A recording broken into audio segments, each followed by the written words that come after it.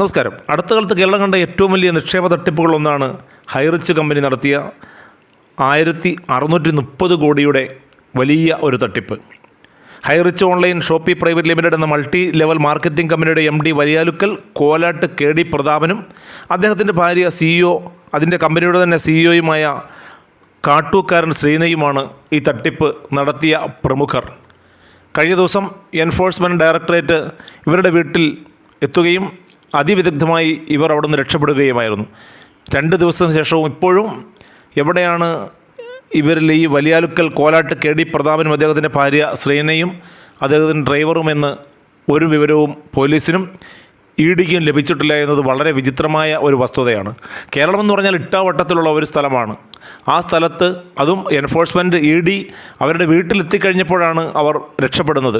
ഇവരുടെ കൺമുൻപിൽ വെച്ചാണ് രക്ഷപ്പെടുന്നത്. ഇവർ ഉടൻ തന്നെ പോലീസിൽ വിവരമറിയിച്ചു. പോലീസും എൻഫോഴ്സ്മെൻറ്റ് ഡയറക്ടറേറ്റ് ഉദ്യോഗസ്ഥരും കൂടി ഇവർ സഞ്ചരിച്ചിരുന്ന വാഹനത്തിന് പിന്നാലെ പോയി എന്നാണ് പറയുന്നത്. കുറച്ചു ദൂരം കഴിഞ്ഞപ്പോഴേക്കും ഇവർ അപ്രത്യക്ഷമാവുകയായിരുന്നു. എങ്ങോട്ടാണ് ഇവർ അപ്രത്യക്ഷമായത്?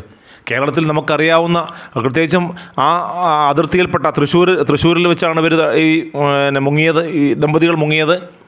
ഇവർക്കറിയാവുന്ന സ്ഥലമായിരിക്കുമല്ലോ പോലീസിന്. തൃശ്ശൂർ പോലീസ് സ്റ്റേഷൻ, അല്ലെങ്കിൽ ഇവർ ലൊക്കേറ്റ് ചെയ്യുന്ന ആ സ്ഥലത്തെ പോലീസ് സ്റ്റേഷനിലുള്ള പോലീസ് ഓഫീസേഴ്സിന് അറിയാത്ത സ്ഥലമൊന്നും ആയിരിക്കില്ല.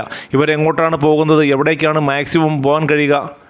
ഒരു മണിക്കൂറുകൾക്കുള്ളിൽ നിന്നും വിദേശത്തേക്ക് കടക്കാൻ എന്തായാലും ഈ തട്ടിപ്പുകാർക്ക് കഴിയില്ല എന്ന് വ്യക്തമാണ്. മറ്റൊരു കാര്യം, ഇത് ഇന്നോ ഇന്നലെ തുടങ്ങിയ ഒരു പ്രസ്ഥാനമല്ല.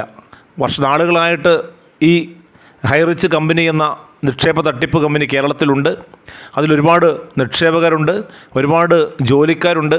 ഇവരുടെ ശൃംഖല പലതരത്തിലും പല വിധത്തിലും ആയിട്ട് കേരളത്തിന് അങ്ങോളം ഇങ്ങോളമായിട്ട് വളർന്ന് പന്തലിച്ചിട്ടുണ്ട്.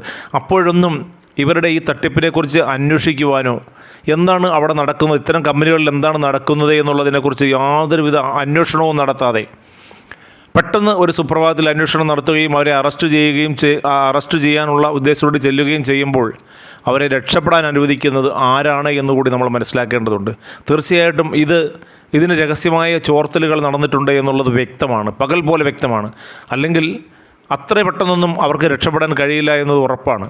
ഇത് ആരാണ് ഇവരെ രക്ഷപ്പെടാൻ അനുവദിച്ചത് എന്നുള്ളവരെ ആദ്യം കണ്ടെത്തുകയാണ് വേണ്ടത്. ഈ തട്ടിപ്പുകാരെ കണ്ടെത്തുന്നതിന് മുൻപ് തന്നെ അവരെയാണ് ആദ്യം കണ്ടെത്തുന്നത്. എത്രയോ പേരുടെ നിക്ഷേപമാണ് ഇവരുടെ കയ്യിൽ കുടുങ്ങിക്കിടക്കുന്നത് എന്നുള്ളതാണ്. ഇതിനകത്ത് 100 കോടി രൂപ ഹവാല ഇനത്തിൽ വിദേശത്തേക്ക് പോയിട്ടുണ്ട് എന്നൊക്കെയുള്ള വിവരങ്ങൾ ഇപ്പോൾ പുറത്തു വരുന്നുണ്ട്. 70ഓളം കടലാസ് കമ്പനികൾ ഇവരുടെ പേരിലുണ്ട്. അതിൽ 14 തൃശ്ശൂരിൽ തന്നെയാണ് പ്രവർത്തിക്കുന്നത്. ഇത്തരം കമ്പനികളൊന്നും കണ്ടെത്താൻ കഴിയാതെ പോലീസ് അല്ലെങ്കിൽ എൻഫോഴ്സ്മെൻറ്റ് വളരെ പെട്ടെന്ന് തന്നെ ഒരു അറസ്റ്റിലേക്ക് ഇവരെ കൊണ്ടുവരികയും അന്വേഷണത്തിന് മുതിരുകയൊക്കെ ചെയ്യുമ്പോൾ ഇവർക്ക് സ്വാഭാവികമായിട്ടും രക്ഷപ്പെടാനുള്ള പഴുത് ഇതിലെ ഉദ്യോഗസ്ഥന്മാർ തന്നെയാണ് നൽകുന്നത് എന്നത് കൃത്യമായ കാര്യമാണ്. അല്ലെങ്കിൽ 2 ദിവസം കഴിഞ്ഞിട്ടും ഈ ടീമിനെ അവരുടെ കൺമുന്നിൽ വെച്ച് അപ്രത്യക്ഷമായ, അല്ലെങ്കിൽ കൺമുന്നിൽ വെച്ച് തട്ടിപ്പ് രക്ഷപ്പെട്ട പ്രതികളെ കണ്ടെത്താൻ കേരള പോലീസിനും എൻഫോഴ്സ്മെൻറ്റിനും കഴിഞ്ഞിട്ടില്ല എന്ന് പറഞ്ഞാൽ വളരെ പരിതാപകരമായ അവസ്ഥയിലേക്കാണ് കേരള പോലീസ് പോകുന്നത് എന്നുള്ള യാതൊരു സംശയവും. കാരണം കേരള പോലീസ് വളരെ മികച്ച സേവനം ചെയ്യുന്നവരാണ്. പക്ഷേ അത് അവർ കൂടി വിചാരിക്കണം. അവർ വിചാരിച്ചാൽ ഓക്കെയാണ്, ഇന്നയാളെ പിടിക്കണം, പ്രതിയെ പിടിച്ചേ തീരൂ എന്ന് കേരള പോലീസ് വിചാരിച്ചാൽ തീർച്ചയായിട്ടും അവർ പിടിച്ചിരിക്കുമെന്നുള്ള കാര്യത്തിൽ യാതൊരു തർക്കവുമില്ല. എന്നാൽ പിടിക്കണ്ട എന്ന് വിചാരിച്ചാൽ കേരള പോലീസ് ഒരു കാലത്തും അത്തരം പ്രതികളെ പിടിക്കാനും പോകുന്നില്ല. അത് എൻഫോഴ്സ്മെൻറ്റ് ഡയറക്ടർ EDക്കും ഇതേ കാര്യം തന്നെയാണ്, ഇതേ അവസ്ഥയിൽ തന്നെയാണ് EDയുടെ കാര്യവും. ഒരു പ്രതിയെ പിടിക്കണമെന്ന് ED വിചാരിച്ചാൽ, ഇതൊക്കെ സമ്മർദ്ദങ്ങളുടെ ഫലമായിട്ട് ED അന്വേഷണം നടത്തുകയും അവരെ അറസ്റ്റ് ചെയ്യാൻ പോകുന്നതും ഒക്കെയാണ് എന്ന് പകൽ പോലെ വ്യക്തമാണ്. തീർച്ചയായിട്ടും ഇതുപോലത്തെ ഈ ഒരു ഹൈറിച്ച് പോലെയുള്ള 100 കണക്കിന് കമ്പനികൾ കേരളത്തിൽ ഇപ്പോഴുമുണ്ട്. അത്തരം കാര്യങ്ങളിലേക്ക് കൂടി നമ്മളിപ്പോൾ ഈ ഒരു സുപ്രഭാതത്തിൽ ഒരു സംഭവം ഉണ്ടാകുമ്പോൾ മാത്രമാണ് അതിനെ പിന്നാലെ പോവുകയും അതിനെ അറസ്റ്റ് ചെയ്യാനുള്ള നടപടികളിലേക്കൊക്കെ പോകുന്നത്. എത്രയോ പേരുടെ കണ്ണീരും അവരുടെ വിലാപവും ഇത്തരം കമ്പനികളിൽ കുടുങ്ങിക്കിടക്കുന്നുണ്ട് എന്ന് കേരള പോലീസും അതുപോലെ സർക്കാരും ഈ EDയും ഒക്കെ വിചാരിക്കണം. അപ്പോൾ ഓരോ ക്രമാനുഗതമായിട്ടുള്ള അന്വേഷണം കൃത്യമായ രീതിയിൽ നടത്തുകയാണെങ്കിൽ ഇത്തരത്തിലുള്ള ഒരു ഹൈറിച്ച് കമ്പനിയും കേരളത്തിൽ വളരില്ല.